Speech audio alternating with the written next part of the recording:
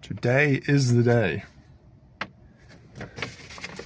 29th of May 2026. I decided to go old school, however you want to describe it. I went to the shop and picked it up off the shelf and bought it, as opposed to pre-ordering or whatever else. I'm talking about the Boards of Canada new album, Inferno, released today worldwide, May 29th. Here in New Zealand, May 29th comes a few hours before other places, I guess.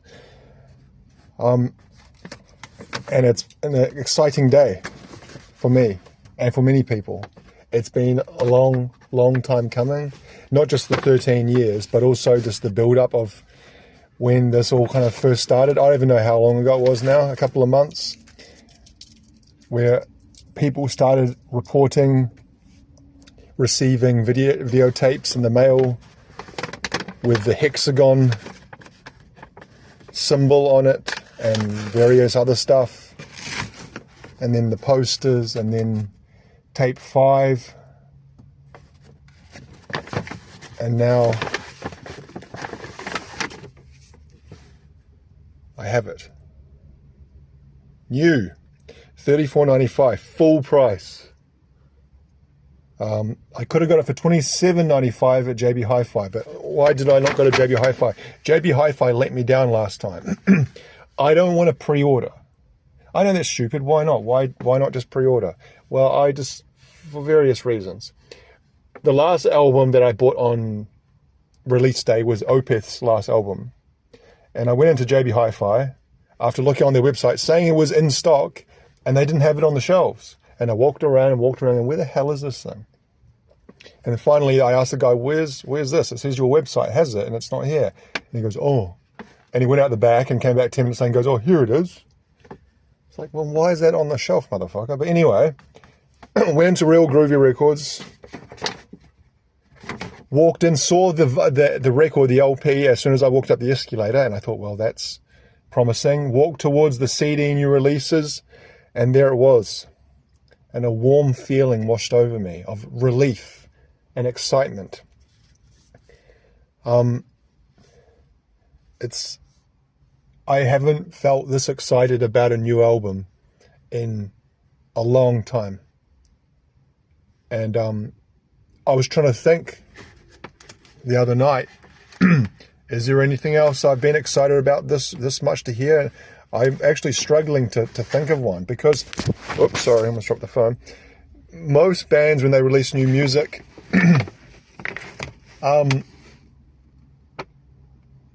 I don't know, it kind of comes and goes, and I guess it's more of a common thing, and so it's not built up as much. And I guess the last thing I can remember feeling excited about, I think, was last year, the Men I Trust 2 new albums they released last year. Was it last year or the year before? Time is merging in my brain. And I was excited to hear that, but I just listened to it on Spotify when it first came out, and then bought the CDs later. I got them, ordered them from Canada. But this is, I don't know, it just feels like a big event in my life. And it's just, I love this band and their music so much that it's like a privilege to be alive, to be able to hear this. Not that I have heard it yet, but I'm going to hear it. And what I have heard from it so far, I've thought were both 10 out of 10, as good as I could even hope they could be. So I'm thinking, when am I going to listen to this? So it's now about 11 a.m. in the morning here. I'm actually technically working right now, but I'm on standby. So I've got 1 more hour on standby. Then I've got to pick my son up. He's at his friend's house. And then I would look after him. And so I don't want to be interrupted while I listen to this. So I probably won't listen then. And then tonight, maybe. But then I won't be able to listen with any kind of volume, because you can't listen loud at night, at least where I live. I don't know, I'm trying to think. I want to kind of be able to absorb it fully, uninterrupted. But sometime today I will do so, and it's like genuinely exciting. It's like there aren't that many things in life that give me that kind of feeling anymore. Of course, there are things I like and enjoy and look forward to, but that kind of real excitement is like, as you get older, it's few and far between. But so I will report back after I listen. Yeah. Thank you, Real Groovy, for having this in stock. I drove especially over to the city to buy it. And like I said, that's kind of like, felt like part of the the procedure. The what's that word? Where you do something. No, anyway, I can't be bothered doing that. All right, we'll leave it there for now. If you're listening to this today, I hope you enjoy it, whether it's on Spotify or wherever else. I'll report back soon.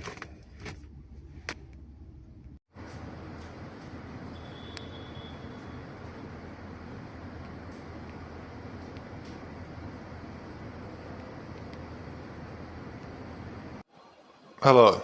You have to forgive me if I start coughing because I've got an irritated throat. So it's been pretty much exactly 24 hours since I bought this. And I've listened through to it 5 or 6 times, maybe more. Probably about 5 or 6 times. And I would say my assessment is that it's amazing. 10 out of 10. I said this about the 2 songs that were released before the album was released, but I couldn't have hoped for better. I see a kind of a lot of different feedback, stuff I'm reading online, which obviously doesn't matter ultimately, but it's just interesting to see other people's view. Like there's a lot of people, so I read a lot of the Boards of Canada Reddit subreddit page, and obviously the people who post there are kind of self-selected fans, to say the least, obsessives maybe, and so the response there is kind of overwhelmingly positive. But there is some kind of contrary views, I guess you'd call them, which is just interesting to see what other people. I kind of enjoy reading people who don't like something as much as I do, just to see the points they don't like. Because sometimes it's like I can't understand how they could think that. Other times I can, but anyway, ultimately not really important. It's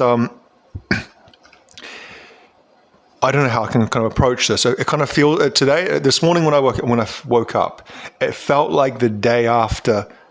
When you go to a concert and then you wake up and you're kind of still buzzing and your mind's still kind of ticking over from the day or the night before, that's kind of how I felt. It felt like I'd kind of just been to some big show.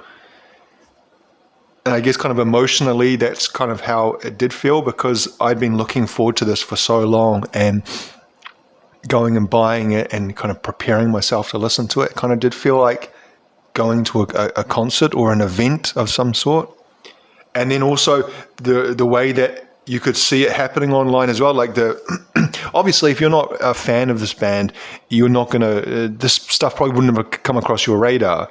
But I guess if you follow certain things on social media and read certain things, the algorithm gives you more of it. So I saw so much kind of, so many album reviews and just kind of commenting on it, and people giving their opinion over the last kind of 24, 48 hours.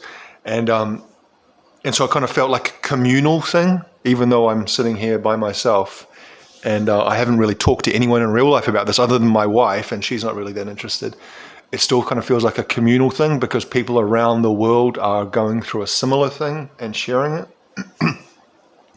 So just first of all, looking at the physical product. So it's what was I going to say? It's what do you call this? I think it's a digipack. I can never remember the correct word. Digipack. doesn't have a jewel case.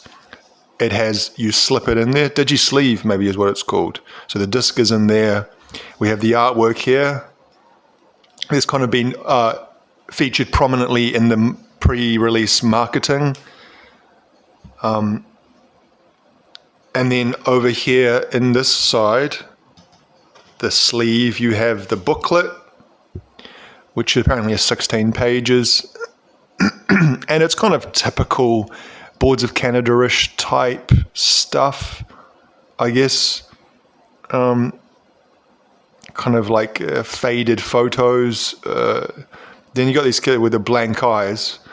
Don't really like that. As soon as I saw that in the initial, and I think they had the posters up in different cities around the world. And I thought, there's something about that. It's not that like, oh, it's like creepy or anything. It's just like, it's almost cliched, maybe. That looks like the inside of a church. Very kind of a damaged photo. More of the kids, the soulless kids. And maybe there's a reason for that. I don't know. You know, that's another thing that I've seen is a lot of the interpretation and analysis of the album online. And there's always kind of wild ideas and theories about what things mean. And you know, I'm sure everything connects together in some way because it always does with these guys. But that's above my intelligence level.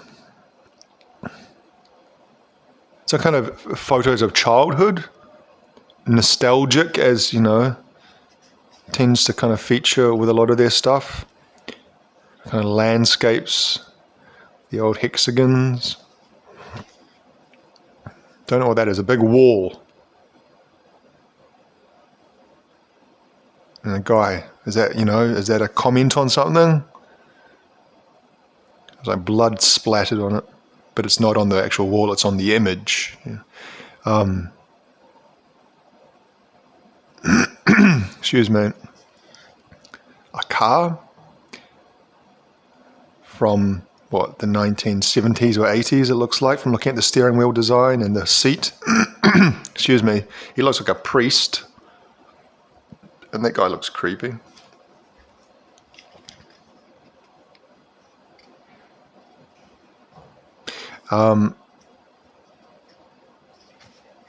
More of those kids. The cross.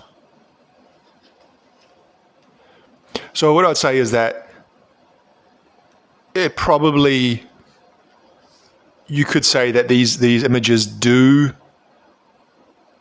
match the music that you hear, but not. I wouldn't say there's like, it's not as I look at them and immediately go, oh, I see what that is, or this or that. There's the church there on the outside. A lot of people commented on this, on the use of the size of the font. Like the other albums, the band's name and the title of the album was much smaller, kind of reserved to kind of one corner or something. I think Today's Harvest, Boards of Canada, was across here, and Music Has the Right to Children was down there or down there. But this is kind of taking up a good almost half of the image there. And then on the back, what's that, like an overpass or something, or some sort of structure in the desert? And there we have the listing, and then we have some kind of minimal credits here. Boards of Canada, Mike Sanderson and Marcus Ian, brothers. All tracks written and produced by. Now this has got a lot of comments over the last few days. Is that the way that's credited on this album is different than their other albums. All tracks written and produced by Mike Sanderson. Recorded by Boards of Canada at Hexagon Sun. Mike Sanderson, blah, blah, blah. Marcus Ian, blah, blah, blah. So they've specifically pointed out tracks written and produced by Mike, but not by Mike and Marcus, whereas I think the other albums, let's just pick one just for comparison's sake. Let's go with the last one, Tomorrow's Harvest. Okay, well, there's the comparison of the font size. This one we see who the writing credits. Yeah, so all music written, produced, and recorded by Mike Sanderson and Marcus Ian, whereas this one, like I said, is just produced by just Mike. Now, that's not saying that Marcus isn't involved, because Marcus is credited for electronics, synths, tapes, processors, and sound design. Now, some people, there's been different explanations. Some people say that it's actually just reflective of how it's always been, that Mike has been more of the driving force of writing material, whereas Marcus kind of is more of, I don't know, the aftermarket stuff, maybe you'd call it, like the after the track foundation has been made, he kind of adds bits and pieces or tweaks to give it the sound that maybe we are accustomed to, or I don't know. And ultimately, it doesn't really matter. It's just, I guess, fans pick out these things and notice differences. Excuse me. I've got a frog in my throat this morning. Thanks to all the friends and family for support and the making of this record. Special thanks to Peter Ian Campbell. Don't know who that is. And of course, put out on Warp. I just saw something written this morning that this is their last album of a 5-album deal they had with Warp. That's interesting if it's true. What could that mean? I can't think of a better home for them than Warp. They kind of like in my mind, synonymous with Warp. But hopefully it's not another 13 years until we see something else. So the music, it's I don't know really what I could say. Why I do know, because I'm going to talk about each track, but this is just my feeling. I don't have a lot of theoretical knowledge about music, especially about electronic music. I don't really have the vocabulary to explain things properly, so I'll say, this sounds dark, or this sounds light or bright, whereas I'm sure there are, actual people who know about synths and stuff like that and production techniques know what's happening and why it's happening, but I don't. So don't expect anything kind of approaching knowledgeable, but just these are kind of my impressions, the feelings I got from it. So the first two songs, if you've been listening, you'll be familiar with, because they've released those. We got Introit, don't know how to pronounce that, and Prophecy at 1420 megahertz. Those were released about a month ago now, and I've talked about them already in a previous video. Introit is kind of similar to Gemini on Tomorrow's Harvest, or is it Ready, Let's Go on Geogedy? Or there's kind of like a very short, almost like an introduction, like introducing the album. And it's about, 20, 30 seconds long, maybe, I'm not sure. Then Prophecy at 1420, I talked about already, like I said, and that was the single, I don't know if it was the word to use. That was the song that was released from the album in advance. And it starts off kind of very dark, and it has this kind of like Middle Eastern type feel. This kind of, I didn't really know how to describe it. And then it kind of, we'd say the beat drops or whatever. And then this kind of guitar riff comes in. Very kind of a lot of chorus or flanger type effect on the guitar. So it's very bright and kind of in the front of the mix. And a very simple kind of melody. Ding, ding, ding, ding. And it that passes through a few times. And then it comes to kind of the second half of the song where the guitar riff ends and this robotic voice comes in. Or at least it's kind of like it's taken a vocal sample and they've treated it with a vocoder or something like that. I'll just take a drink of water. And it's talking about God, the ultimate resonance. You know what it reminded me a lot of was from the Devin Townsend album Empath, the last song of that. I can't remember the name of the last song. The song's about 25 minutes long. It's split into 6 parts. And I think it's called Silicon Gods.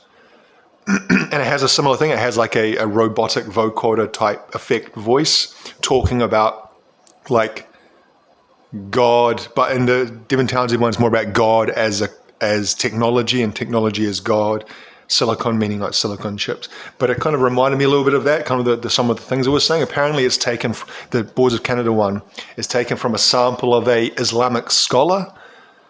You know, there's on the Reddit page, there are kind of like sample hunters. And like, it's quite amazing how fast they find these things and how kind of delicate. Like a day after the song was being posted, people are posting, oh, this is where the sample's taken from. And it's taken from some like hour-long lecture given at a university by some, you know, like I said, a scholar of some religion. And it's like, you know, just 20 seconds from the middle of the speech they've taken and kind of, you know, like I said, put effects on it. But it's a brilliant song. It's different. For me, it felt very, very different to their usual stuff. And it kind of, would I say it was a pointer in the direction of the album? Not really. I wouldn't say the rest of the album sounds hugely like Prophecy. But a great song and a great way to kind of start the album. It kind of, if I had to kind of give one kind of idea of how the album feels, it feels like a journey. It kind of feels like you're going along from a beginning. It sounds like just stating the obvious, from the beginning to the end, but more of a physical journey, moving through different kinds of landscapes or soundscapes or different kind of moods and feelings, and progressing from one to the next. And this kind of starts off on quite a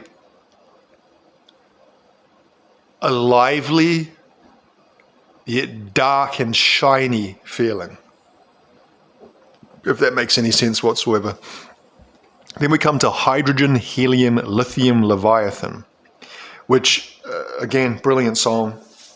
Very beautiful start. Starts off kind of like the feeling of like the ocean washing over you, in and out for the first 30 seconds. So like peaceful, yet kind of a little bit dark.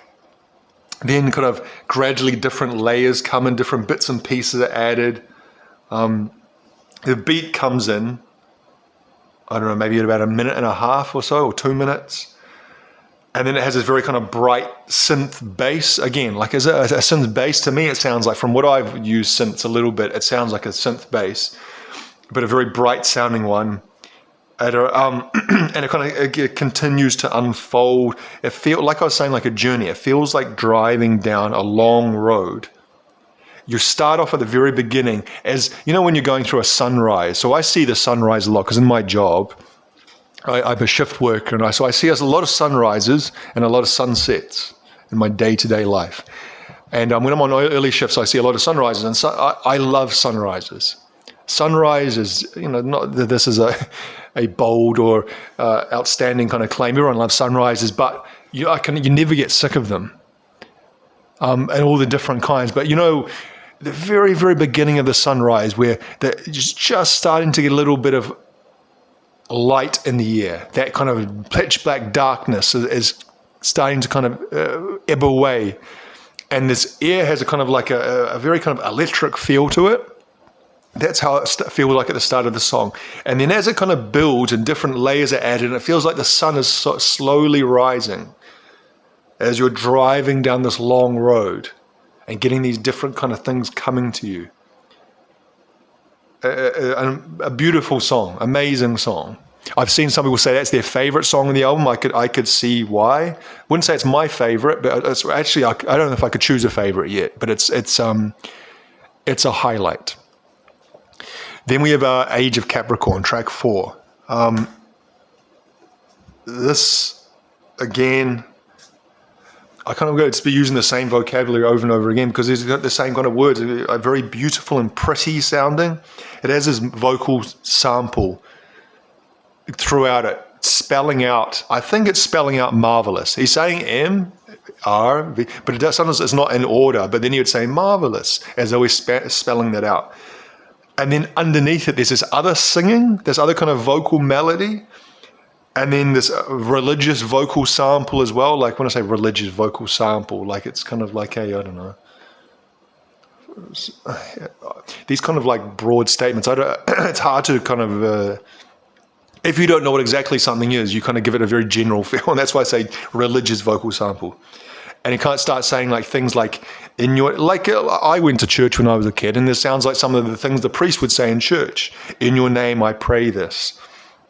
And then the last page says Capricorn, and the Capricorn kind of drags on. Capricorn. That voice is different than the marvelous voice. The marvelous voice is a lot happier and kind of bouncier, whereas that guy talking about Capricorn in your name I pray this is much more at the front of the mix and much kind of I don't know, more off-putting. But it's very pretty. It's like the melodies and the music being underneath it's so like pretty.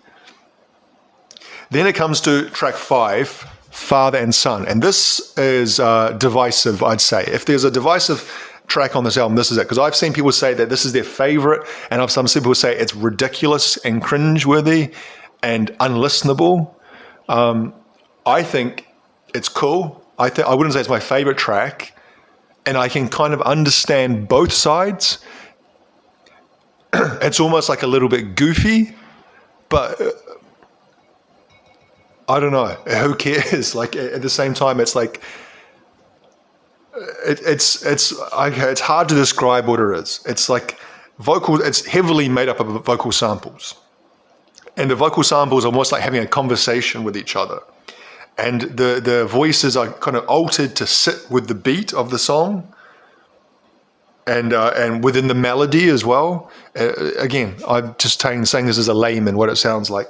And then it sounds like they kind of pitch shift or alter the speed to kind of fit within the beat. So say he'll be like, and they're talking about, again, religious topics and themes of loving God and things like this.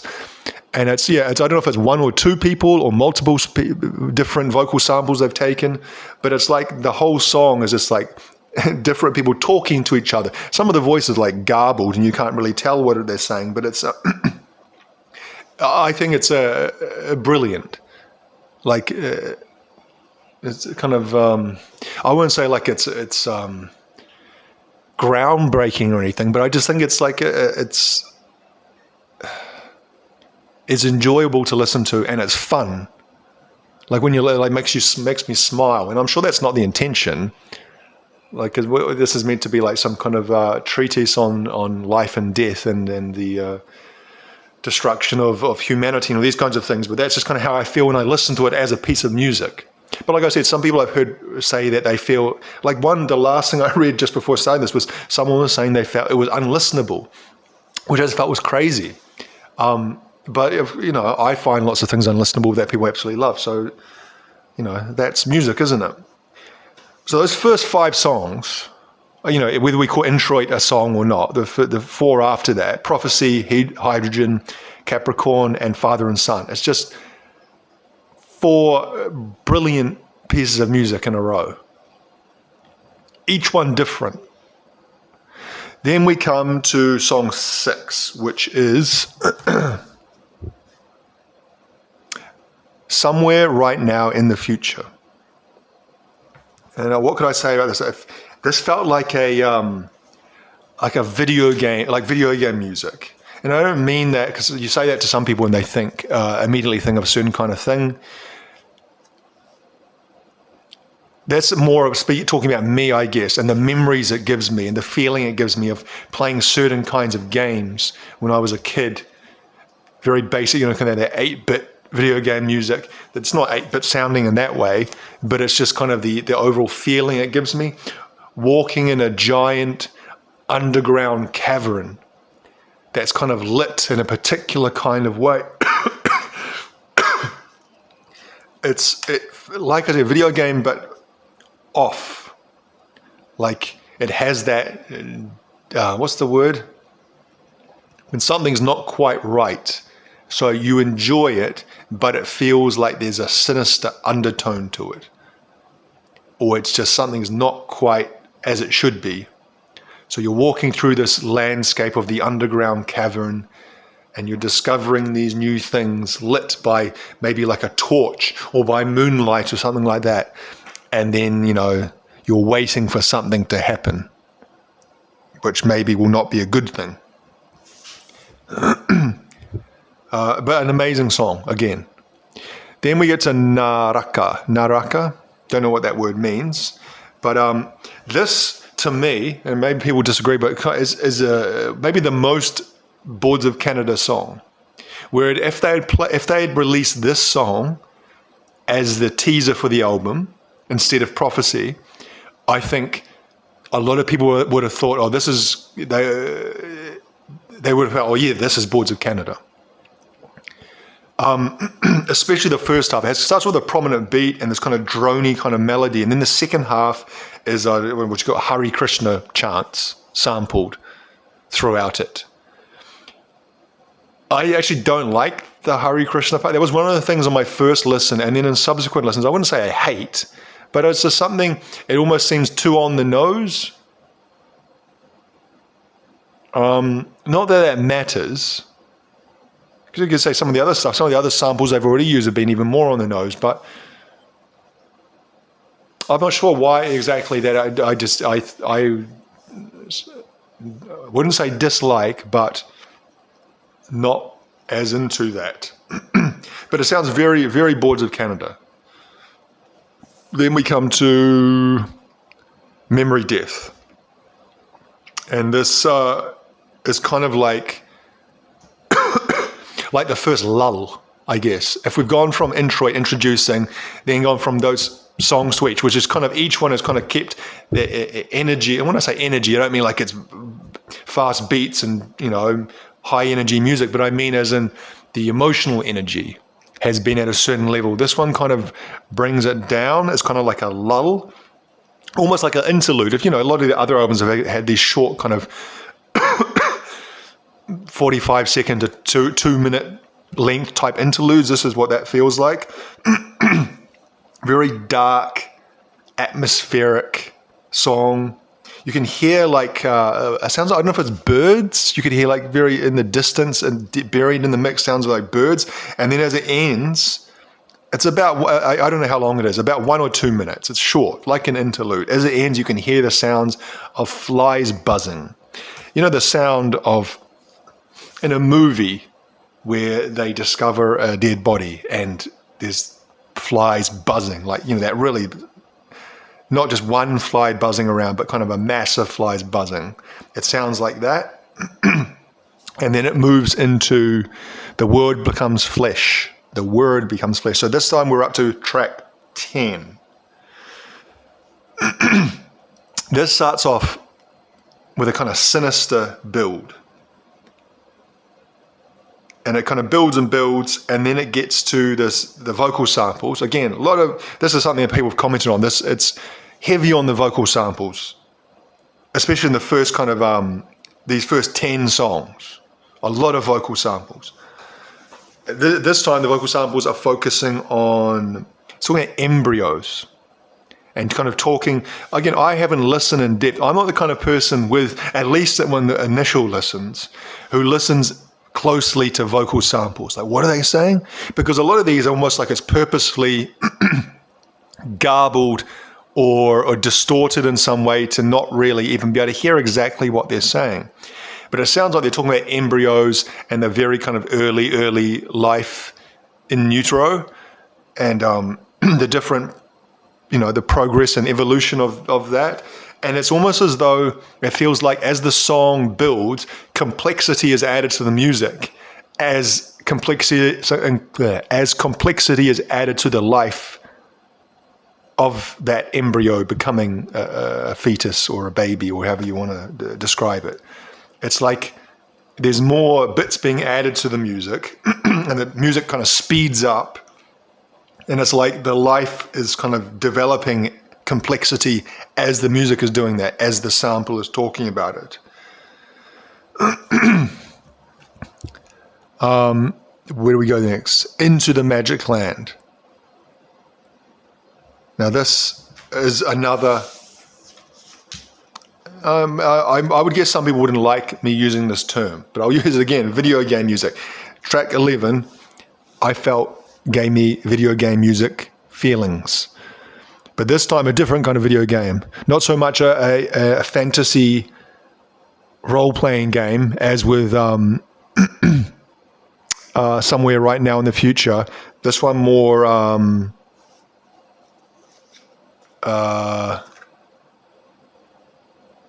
like I said, a Western. Especially the melody has got a very Western feeling. And it sounds like it's got I don't know. Walking in a desert. It feels like that. The video game is you're walking in a desert, but this desert's it's not like the Sahara Desert where it's like blazing sun. It's like it's grey, but desolate.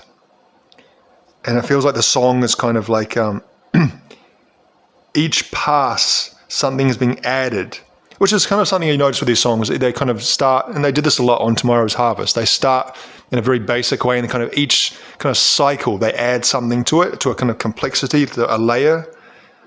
And each time they do that, it gives extra definition to whatever kind of instrumentation they've already used. Great song, though. I just realized I missed out Acts of Magic. Did I get mixed up? No, Acts of Magic is the short one. Then Memory Death.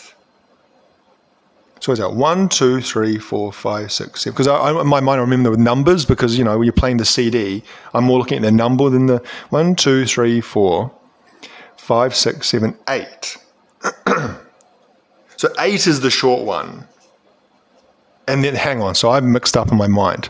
8 is Acts of Magic is the super dark one. And it's like it's almost not a song. That's the interlude. And it feels like I don't even really know how to describe it. Very, very dark. And that's when you can hear the birds and the flies. And then it comes into Memory Death, which is very beautiful, like almost like slipping away into kind of death, like memory death. Maybe that's part of it, but it's like a really emotionally beautiful song, Memory Death. It's like the inhale and exhale. There's like this ghostly voice underneath it. That one's about 2.5 minutes. So I mixed up there. Acts of Magic, which is very short and dark, and then Memory Death, which is shortish but longer and very beautiful. And then it comes into the words become flesh. The word becomes flesh. So we go down to here, and then we get to Blood Labyrinth. So that is song 12. I'm trying to remember. It's hard to remember each song. I think this is a song that's very kind of got a very dark, sinister. I apologize for using the same words, but these are kind of the themes that work their way throughout the whole album. The dark, sinister, but kind of like a very cool or cold feeling. I think it's got this stringed instrument used in it. I can't exactly remember. Then it goes down to Deep Time. Now, Deep Time is tape 5. The very first song they released, they didn't release it. They just released it on YouTube, and they had the video with it. And they named it Tape 5. That is Deep Time. And I've talked about that before in previous videos. It's a gorgeous song.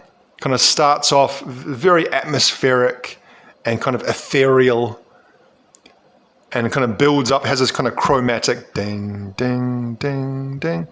And it kind of builds to this kind of like almost like this majestic, grand but very kind of beautiful sound, and that goes into All Reason Departs. Now this is kind of the one song I'd say for me this is the weakest song on the album. Now I know well not to make final type statements about Boys of Canada, or not even Boys of Canada, kind of any music, but I'd say Boys of Canada more than most, because over time, the music changes and your feeling towards the music changes. And I remember when I first listened to Tomorrow's Harvest 13 years ago, my favorite song, the song that stuck out the most to me, was Cold Earth. And now 13 years later, I still like Cold Earth, but it's nowhere near my favorite song on the album. And there are songs on the album that I didn't even take any notice of the first year. and then they became my favorite songs, years after. And so I'd say this album feels a lot more immediate though. And but anyways, going back to what I was saying is All Reason Departs. It's almost about 6 minutes. One of the longer songs on the album. Kind of feels a bit disjointed, but it almost kind of like just feels like it's like bubbling and bobbling away, but not really going anywhere. And it doesn't mean it's a bad song or anything like that. It just means that it didn't really stand out in any way. And kind of the one song on this that I'd say if it wasn't on here, I wouldn't miss. Every other song, I have some kind of particular feeling about positively. Then we get to Arena Americanada. And I was listening to this last night after listening to it for a few times. And I was, like I said, sometimes it's just when the first few listens, it's just the numbers of the song.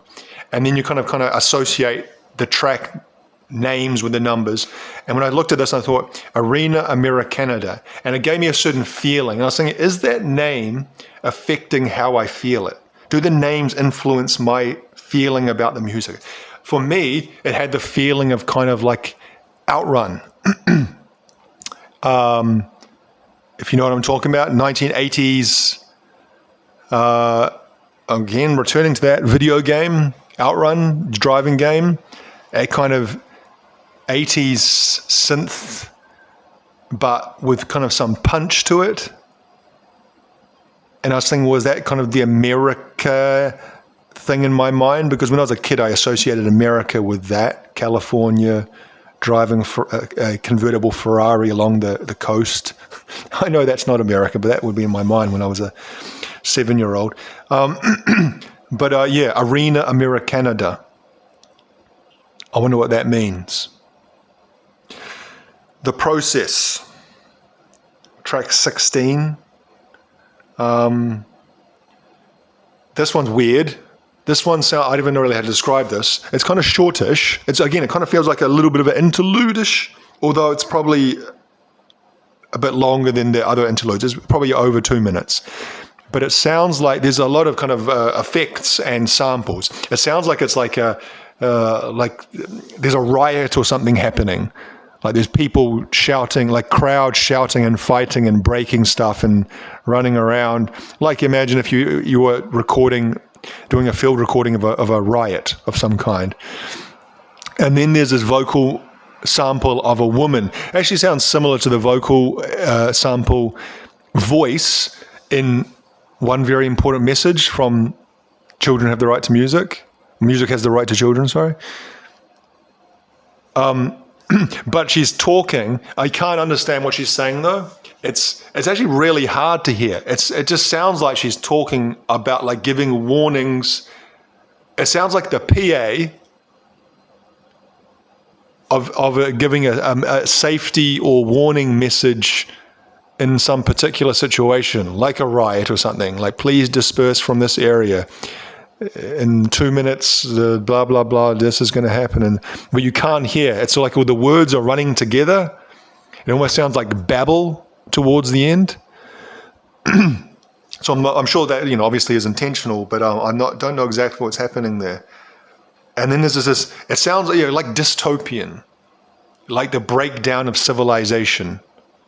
And then there's this very beautiful piano part at the end of it, which kind of leads into the next song, the second to last song, the penultimate song. You retreat in time and space. Now, a lot of people talked about this. Last week, about a week ago, they had those listening events in different cities around the world where people went to different venues and they played the album to them while kind of showing visuals of red hexagons and whatnot. And a lot of people talked about this song, saying it felt like a moment of light in darkness. And I can kind of see this. The only thing I'd say that I disagree with is that I don't feel this album is dark and has a lot of darkness through it, but there's also light throughout it and kind of points to breathe. It's not unrelenting darkness, and then this one is the light. But anyway, a lot of people talked about it, so I was kind of looking forward to hearing this, and it's a gorgeous song. Kind of starts off kind of simple building, atmospheric, ethereal type synth, and then it comes to this kind of, it's around about 2.5 minutes, I guess the middle of the song. It kind of it becomes very like sparkling, and more instruments come. It actually reminds me a lot of Röyksopp. Now, I'm sure some Boys of Canada fans would hear that and would think that's blasphemy, but it really does remind me of the way that Röyksopp uses melody and the instrumentation they use and the kind of brightness that they have in a lot of their music. That's the feeling it gave me. It was gorgeous, though. Just beautiful. Sounds like it's like the bass guitar is actual, live bass, not synth bass, like someone's actually playing bass guitar. It's like it's mixing, like I said, the ethereal in the first half with this kind of beautiful melody coming in halfway throughout the song. And like I said, people talked about being like a respite. And then the last song, the ending of the album, I saw through, what is it, Platonia. Whatever Platonia is, I don't know. But this, it's the end. And there's a heartbeat throughout the song, beginning, and it's magical. Like I said at the beginning, it's like, it feels like the end of the journey, like you made it. Now, whether that's a journey into death or a journey through death, because I've heard some people talk about that somewhere around memory death is indicative or symbolic of someone dying, and then the stuff that comes after that is the process of being in death. And so maybe I saw through Platonia is into eternity of the afterlife. I don't know, but it's beautiful. That's 40 minutes. I could go on and say so much more. I'm amazed I managed to speak that much because my voice is not doing well this morning. But it's I can only say that I love it. It's been 24 hours, and tomorrow's harvest took a lot longer for me to fully appreciate. And I would have said, if you'd asked me before this come out, what's your favorite Boys of Canada album, I probably would have said Tomorrow's Harvest. But it took me a long time to get there. I never disliked Tomorrow's Harvest. I could always tell there was something there, and it took me a long time to get into a lot of the songs and to kind of, for it to really unfold or to show itself to me. Music Has the Right to Children was probably more immediate for me. That was the first Boys of Canada I ever heard. Joggedy is kind of in the middle. Campfire Head Phase, that was pretty immediate. I'd say most of coming to think of it, most of their music is quite immediate for me. Because the thing is, the way that I was introduced at Boys of Canada was I was reading Q magazine. You might remember Q magazine. It was a British music monthly magazine. Doesn't exist anymore, unfortunately. And they covered a lot of music. And there was this tiny little list. It was something like the 5, I can't remember the word they used to describe it. Something like basically kind of strange or something like that. 5 strangest albums. And honestly, the column was like this big. It was like about 6 lines of about 4 words per line. But the way the person described it it made me so interested in hearing it. And so I went to the JB Hi-Fi at the time. This was 2010. And I just bought it after knowing nothing about the band, not having downloaded anything. And the first time I listened through to it, it was like, holy shit, this is it. This is the music I've been searching my whole life for. More that I've had that feeling more than I have had about any other musical act or band in my life. And so that was immediate. And so I think a lot of their music for me was immediate, whereas Tomorrow's Harvest was slower. But once I did get it, I kind of loved it even more. But this has been very immediate for me. First listen through. I listened to it in the car. If you watched the video before this, I was thinking about where am I going to listen. I tried to listen to the whole thing before I picked up my son yesterday. And I was just driving around the suburban Auckland, just like kind of in awe. At times like tears welling in my eyes and just feeling like, without being like cliched or over dramatic, but like truly like blessed and so lucky to be able to listen to this and to hear this and to be alive to hear it. It's like, it is like an emotional thing. And it's like, I feel more than that. I feel like I'm 45 years old and that I can still experience that at 45, for music to have that effect on me. I feel so lucky. I'm so thankful. It's like, sometimes I have this feeling of like wanting to thank musicians. And sometimes I think, is that like, it's like a very teenager-ish. Like I listen to a song, like even just like a Metallica song. I was listening to Hero of the Day. This is kind of way off topic here. I was listening to Hero of the Day, which is from Load, which is kind of like, in some ways, a lot of Metallica fans don't like Load. And I remember when that song came out in 1996, so 30 years ago. The first 25 years of that song, I didn't like that song. I thought it was kind of dumb. And then something about 5 years ago, that song clicked for me. And it's just something about it, the lyrics and what he's talking about and the way he sings it and everything about it, just like I fell in love with it after 25 years.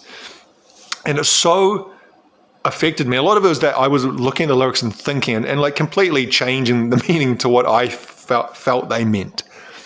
But I was like, man, I wish I could ask James Hetfield what he was thinking or talking about. And I wish I could just say to him, thank you.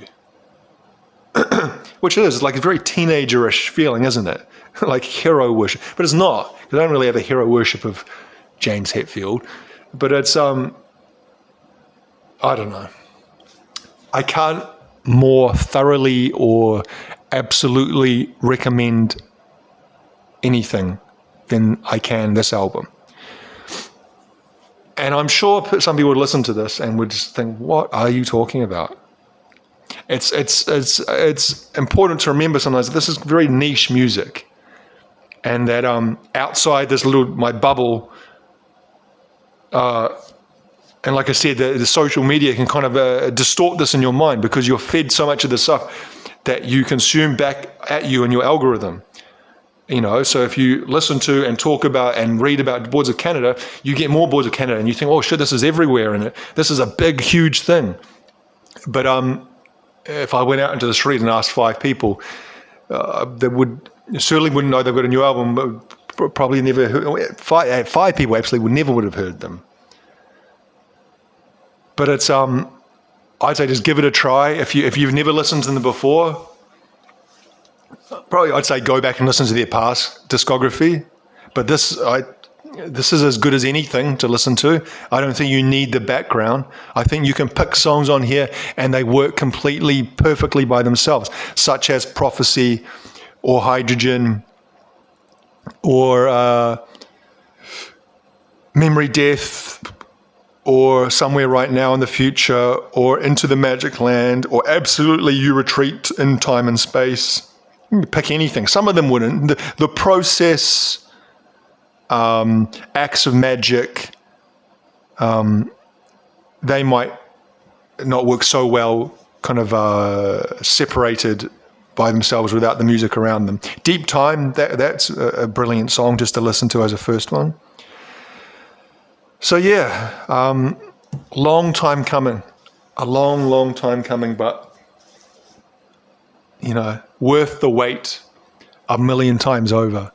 I hope that we don't have to wait 13 years. Maybe this is it, though. Maybe this is their swan song and they're done.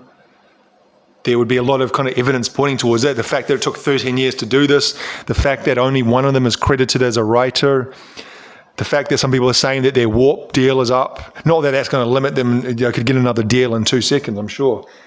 They're getting older. They're in their 50s. Who knows what what's going on in their real life? They're so kind of reclusive, or who knows what they think or feel about any of this. So that may be it. But if it is it, by God, there's not many better collections of albums and EPs than what they've released. And I'm sure there's so much stuff they've got in the vaults. Like, I've talked about this before, like old tunes, volume 1 and 2, and all the other stuff that apparently is out there that, But anyway, we'll leave it, because I've almost spoken. It's coming up towards 50 minutes, which is like approaching an hour. If anyone has listened to this whole thing, I'd say maybe you did it because you love Boards of Canada as much as I do. And I'd say congratulations, and I hope you're enjoying it. And yeah. Okay. See you later. Thank you very much for watching.